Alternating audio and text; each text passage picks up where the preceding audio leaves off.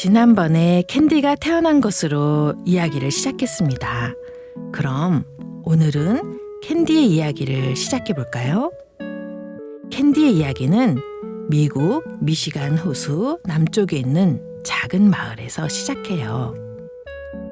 이곳에는 포니의 집이라는 오래된 교회가 있어요.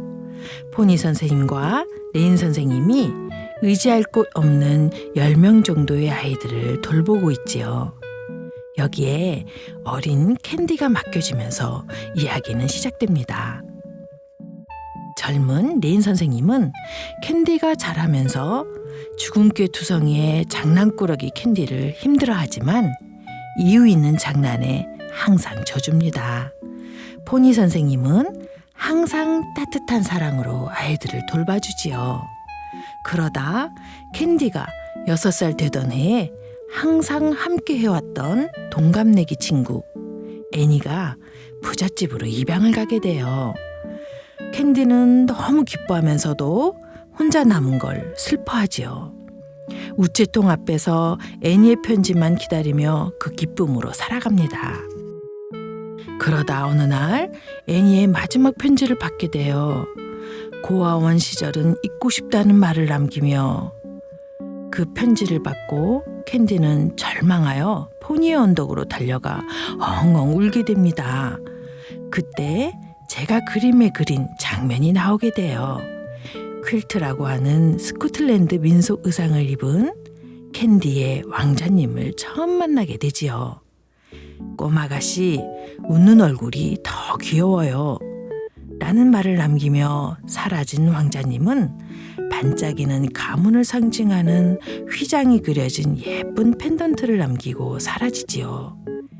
캔디는 그 펜던트를 꼭 쥐고 큰 위로를 받으며 캔디의 왕자님으로 기억하기로 합니다.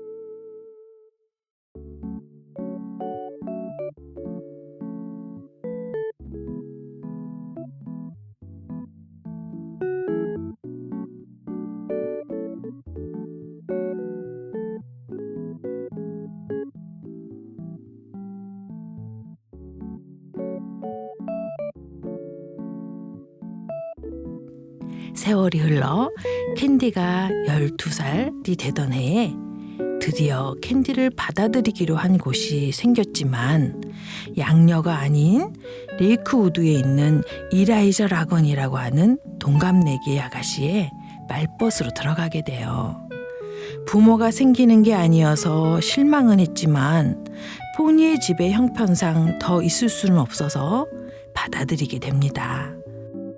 레이크우드는 거의 아드레님의 땅의 소유인데 라건 씨는 아드레님의 친척으로 모두 스코틀랜드 사람이라는 이야기를 들은 캔디는 왕자님을 떠올리며 만날 수도 있지 않을까 하는 희망을 품습니다. 그런데 캔디의 기대와 달리 라건 씨네 자녀들인 이라이자 라건과 오빠 닐 라건은 캔디를 환영하지 않습니다. 그들의 못된 장난에 하루하루를 힘들게 지내고 있을 때 소중히 간직하고 있던 왕자님의 펜던트를 가지고 그들이 장난을 치자 캔디는 그만 그들을 밀치고 도망을 갑니다.